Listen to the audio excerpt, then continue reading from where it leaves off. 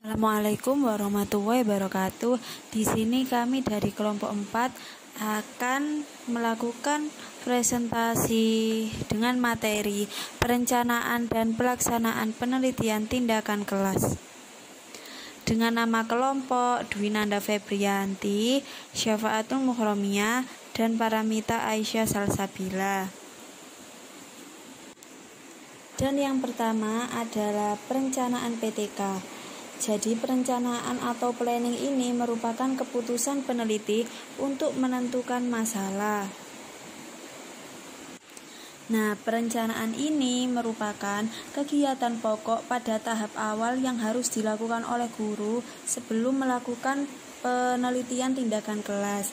Nah, dengan perencanaan yang baik, guru pelaksana PTK akan lebih mudah untuk mengatasi kesulitan dan mendorong guru untuk bertindak dengan lebih efektif. Sebagai bagian dari perencanaan, guru sebagai peneliti harus berkolaborasi atau bekerja sama dan berdiskusi dengan teman sejawat untuk membangun kriteria dan kesamaan bahasa dan persepsi dalam merancang tindakan perbaikan. Perencanaan PTK ini berisi tujuan atau kompetensi perlakuan dalam pembelajaran. Nah, sebelum kita melakukan penelitian tindakan kelas, kita harus menentukan tujuan atau kompetensi yang ingin dicapai dalam pembelajaran dalam proses penelitian tindakan kelas. Nah, yang kedua menggunakan dua perencanaan. Yang perencanaan pertama adalah perencanaan awal. Dilihat dari asumsi perbaikan hasil kajian studi pendahuluan. Jadi guru di sini itu melihat masalahnya itu dari perbaikan hasil kajian studi pada pendahuluan. Kemudian yang kedua adalah perencanaan lanjutan. Perencanaan lanjutan ini hasil refleksinya setelah peneliti mempelajari kelemahan yang harus diperbaiki. Jadi pada perencanaan lanjutan ini setelah guru meneliti, kemudian guru mengetahui permasalahan yang diteliti, guru itu harus merefleksi dan memperbaiki permasalahan yang ada dalam penelitian tindakan kelas tersebut. Kemudian ada tahapan dalam perencanaan PTK. Yang pertama adalah identifikasi masalah. Tahapan ini ada 4, dan yang pertama identifikasi masalah. Nah, untuk mengidentifikasi masalah yang layak dijadikan untuk fokus penelitian tindakan kelas, guru itu sebagai peneliti perlu mengajukan pertanyaan kepada diri sendiri dulu yang berkenaan dengan proses pembelajaran yang selama ini guru lakukan. Jawaban terhadap pertanyaan-pertanyaan tersebut akan memunculkan masalah yang kemudian dapat dijadikan fokus penelitian tindakan kelas yang akan dilaksanakan oleh guru tersebut. Nah, pertanyaan-pertanyaan terhadap diri sendiri yang dilakukan oleh guru tersebut itu diantaranya seperti apa sih yang sedang terjadi di kelas saya, kemudian masalah apa ya yang ditimbulkan oleh kejadian penelitian pada saat itu, kemudian apa sih pengaruh masalah tersebut bagi kelas saya, kemudian apa yang terjadi jika masalah tersebut itu saya biarkan, kemudian apa yang dapat saya lakukan untuk mengatasi masalah tersebut, seperti itu. Dan yang kedua adalah analisis masalah. Setelah memperoleh permasalahan melalui proses dari identifikasi masalah tersebut, guru itu selanjutnya melakukan analisis terhadap masalah-masalah untuk menentukan urgensi penyelesaiannya itu bagaimana. Beberapa hal yang perlu menjadi pertimbangan bagi guru dalam menganalisis permasalahan yaitu yang pertama yang dilakukan oleh guru adalah pilih permasalahan yang dirasa penting oleh guru sendiri dan siswanya, atau menentukan topik yang melibatkan guru dalam serangkaian aktivitas yang memang diprogramkan oleh sekolah. Kemudian jangan memilih masalah yang berada di luar kemampuan atau kekuasaan guru untuk mengatasinya. Pilih dan tetapkan permasalahan yang skalanya cukup kecil dan terbatas. Dan yang ketiga, usahakan untuk bekerja sama dalam pengembangan fokus penelitian dan kaitkan penelitian tindakan kelas ini yang akan dilaksanakan dengan prioritas-prioritas yang ditetapkan dalam rencana pengembangan sekolah. Seperti itu. Dan yang ketiga adalah merumuskan masalah. Nah, masalah itu harus dirumuskan secara jelas agar benar-benar dapat mengungkapkan faktor-faktor penyebab timbulnya masalah tersebut. Dengan cara demikian akan memudahkan untuk mencari pilihan-pilihan pemecahan atau perbaikannya. Sebab ketidakberhasilan menemukan masalah itu utamanya akan menyebabkan pemecahan masalah hanya berada di permukaan dan tidak mendalam. Akibatnya hasil dari pemecahan masalah tersebut hanya bersifat sementara. Nah, perumusan masalah itu harus jelas dan dinyatakan dengan kalimat tanya. Inti suatu masalah itu adalah kesenjangan antara keadaan nyata dan keadaan yang diinginkan. Oleh karena itu, rumusan masalah itu harus mengandung deskripsi tentang kenyataan yang ada dan keadaan yang diinginkan oleh seorang peneliti. Kemudian yang keempat, merumuskan hipotesis tindakan sebagai alternatif dari pemecahan masalah. Nah, hipotesis tindakan ini adalah suatu pikiran yang bakal terjadi jika suatu tindakan dilakukan dalam konteks penelitian tindakan kelas oleh guru. Maka, hipotesis tindakan dapat diartikan sebagai suatu perkiraan yang bakal terjadi dalam proses dan hasil pembelajaran jika suatu tindakan dilakukan. Agar dapat merumuskan hipotesis tindakan dengan baik, guru sebagai peneliti itu sebaiknya melakukan hal, contohnya misalnya mengkaji teori-teori pembelajaran, kemudian kajian hasil-hasil penelitian yang relevan dengan permasalahan yang diteliti. Yang ketiga, kajian hasil diskusi dengan rekan sejawat atau peneliti dari perguruan tinggi kependidikan. Jadi berkolaborasi. Kemudian kajian terhadap pendapat atau saran-saran pakar pendidikan, dan yang terakhir kajian terhadap situasi real di kelas selama ini sesuai dengan masalah nyata yang ada di kelas saat guru melakukan penelitian. Yang B ada pelaksanaan tindakan atau action. Nah, pelaksanaan tindakan atau action ini merupakan perlakuan yang dilaksanakan guru berdasarkan perencanaan yang telah disusun. Jadi, jika semua perencanaan tindakan telah disiapkan, maka langkah selanjutnya itu adalah melaksanakan fokus. Fokus dalam artian apa? Fokus dalam artian melakukan penelitian. Kegiatan pelaksanaan tindakan ini dilaksanakan sesuai jadwal yang ditetapkan dan pada saat yang bersamaan. Kegiatan pelaksanaan tindakan ini juga diikuti dengan kegiatan observasi. Yang C ada pengamatan atau observasi. Observasi untuk mengumpulkan informasi mengenai proses pembelajaran yang dilakukan guru sesuai tindakan yang disusun. Jadi, pengamatan ini berfungsi untuk melihat dan mendokumentasikan pengaruh-pengaruh yang diakibatkan oleh tindakan yang dilakukan dalam kelas. Hasil pengamatan ini merupakan dasar dilakukannya refleksi, sehingga pengamatan yang dilakukan itu harus dapat menceritakan keadaan yang benar-benar terjadi dan keadaan yang sesungguhnya. Nah, dalam pengamatan, hal-hal yang perlu dicatat oleh peneliti adalah proses dari tindakan, efek-efek tindakan, lingkungan, dan hambatan-hambatan yang muncul. Nah, secara umum observasi itu dikatakan juga sebagai upaya merekam dalam arti merekam segala peristiwa dan kegiatan yang terjadi selama tindakan perbaikan berlangsung, atau dalam hal ini pada saat pembelajaran berlangsung. Observasi ini dapat dilakukan secara terbuka dan juga bisa dilakukan secara tertutup. Selanjutnya kita memasuki pembahasan analisis dan refleksi pada penelitian tindakan kelas. Analisis dan refleksi dilakukan untuk memakai hasil temuan pada pelaksanaan tindakan dan menentukan tingkat keberhasilan tindakan dalam menyelesaikan masalah penelitian. Istilah analisis sendiri biasanya digunakan saat akan melakukan penyelidikan ataupun menelaah suatu karangan, penelitian, penjelasan, maupun suatu peristiwa.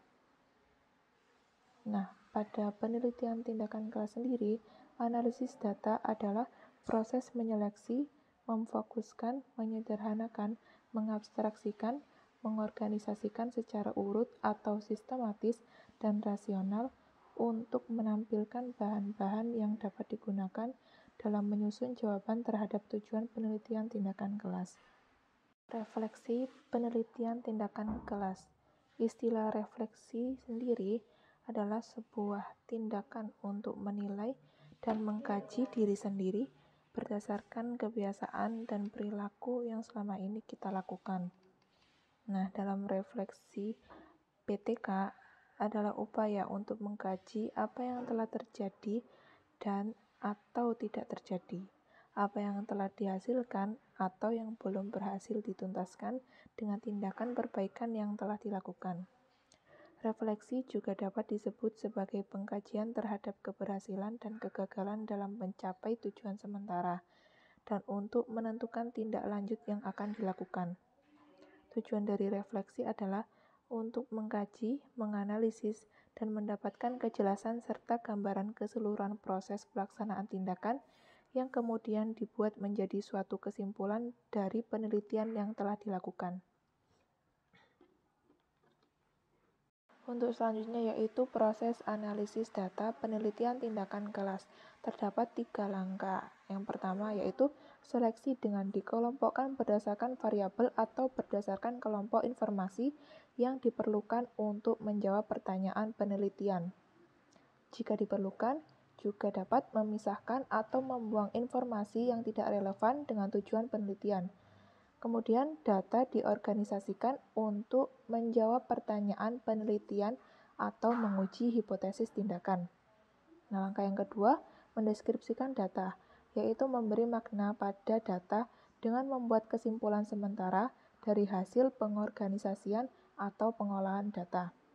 Output dari langkah yang kedua ini, deskripsi data adalah narasi, data kualitatif, grafik atau tabel pengamatan sesuai dengan variabel atau aspek yang diteliti. Untuk langkah yang ketiga, menyimpulkan atau memberi makna dalam bentuk pernyataan atau hasil pengolahan data. Nah, berikut ini contoh dari penerapan refleksi sendiri pada penelitian tindakan kelas. Jadi, yang pertama itu membandingkan perilaku atau kompetensi siswa setelah tindakan dan sebelum tindakan. Nah, ini biasanya itu dapat diketahui dengan kalau kita sebagai guru memberikan pembelajaran antara yang pertama tanpa video pembelajaran dan yang kedua dengan video pembelajaran. Jadi nanti dapat dilihat kalau dengan menggunakan video pembelajaran siswa itu muncul antusiasnya itu sangat tinggi, semangat belajarnya. Nah, jadi dengan membandingkan perilaku tersebut akan bisa mengetahui mana kekurangan dari penelitian tindakan kelas tadi. Nah, dengan mengidentifikasi tindakan apa yang belum berdampak pada perbaikan perilaku atau hasil belajar siswa. Jadi kalau menurut contoh yang tadi dapat diketahui tindakan apa yang belum berdampak. Nah, dari proses pembelajaran yang diberikan tanpa dengan video pembelajaran belum berdampak pada hasil belajar siswa. Nah, perlu diketahui dan diingat lagi bahwa pada penelitian tindakan kelas ini, refleksi ini terdiri dari beberapa siklus. Jadi kalau memang siklus pertama belum terselesaikan, maka bisa diulang pada siklus kedua dengan ada yang dimodifikasi, ada yang lebih diperbarui, dan ada yang lebih diperbaiki. Itu. Untuk selanjutnya itu menganalisis proses pembelajaran dan dampaknya terhadap perubahan perilaku siswa. Jadi kalau masih ditemukan kekurangan pada misalnya tadi video pembelajaran masih kurang menarik karena tidak adanya kayak variasi suara pada penjelasan materi. Nah, jadi dapat dilakukan juga mengidentifikasi hambatan apa yang terjadi serta tindakan apa saja yang berdampak positif. Jadi perlu adanya juga seperti kayak target yang dibuat, target nilai. Kalau memang kemampuan dari siswa rata-rata itu tidak terlalu tinggi, misalnya katakanlah kemampuannya siswa itu ya 65, jadi seorang guru berhak memberikan target itu jangan terlalu tinggi. Nah, jadi bisa 70 atau 75 gitu. Dengan menganalisis proses pembelajaran, kekurangan-kekurangan yang diberikan dari video pembelajaran tadi, misalnya ya dapat dilakukan modifikasi, dapat dilakukan perubahan pada media video pembelajaran yang dipakai. Tapi ingat, pada penelitian tindakan kelas kita tidak bisa merubah total. Jadi bisa untuk menambahkan atau mengurangi, memodifikasi, tapi tidak merubah secara total gitu. Jadi untuk selanjutnya penerapannya memeriksa ketercapaian indikator keberhasilan tadi dengan memodifikasi rencana tindakan untuk siklus selanjutnya berdasarkan hasil refleksi. Jadi nggak apa-apa dilakukan berulang-ulang siklus sampai menemukan hasil yang diinginkan. Baik, selanjutnya yaitu perencanaan tindakan lanjutan PTK. Hasil analisis dan refleksi akan menentukan apakah tindakan yang telah dilaksanakan dapat mengatasi masalah dalam penelitian tindakan kelas ini atau belum. Apabila hasilnya belum memuaskan atau masalahnya belum terselesaikan, maka perlu dilakukan tindakan perbaikan lanjutan dengan memperbaiki tindakan perbaikan sebelumnya, atau bila perlu dengan menyusun tindakan perbaikan yang betul-betul baru untuk mengatasi masalah yang ada. Dengan perkataan lain, jika masalah yang diteliti belum tuntas atau belum memuaskan, maka penelitian tindakan kelas harus dilanjutkan pada siklus 2 dengan prosedur yang sama seperti siklus ke-1, yaitu perumusan masalah, perencanaan tindakan, pelaksanaan tindakan, observasi dan interpretasi, dan analisis atau refleksi. Tahap ini merupakan tahapan untuk merumuskan rencana tindakan lanjutan. Bila hasil refleksi belum cukup memuaskan, maka perlu dilakukan pada tindakan baru atau tindakan lanjutan dengan memperbaiki hal-hal yang belum dilakukan pada tindakan lanjutan, atau dengan perkataan lain, tindakan lanjutan ini adalah untuk memperbaiki atau memodifikasi tindakan sebelumnya yang memang belum dapat mengatasi masalah yang ada, sehingga diperlukan tindakan lanjutan supaya masalahnya dapat teratasi. Perencanaan tindakan lanjutan ini merupakan hasil refleksi dari suatu tindakan sebelumnya yang belum dapat mengatasi atau memecahkan permasalahan yang ada, sehingga memerlukan suatu perencanaan baru untuk melakukan tindakan lanjutan yang diperbaiki atau dipahami sebagai hasil analisis terhadap hal-hal yang dilakukan sebelumnya. Untuk lebih terperinci, maka tindakan penelitian ini dapat dilihat dari model penelitian atau model John Elliott yang dilaksanakan peneliti bersama tim melalui beberapa siklus tindakan, yakni sebagai berikut.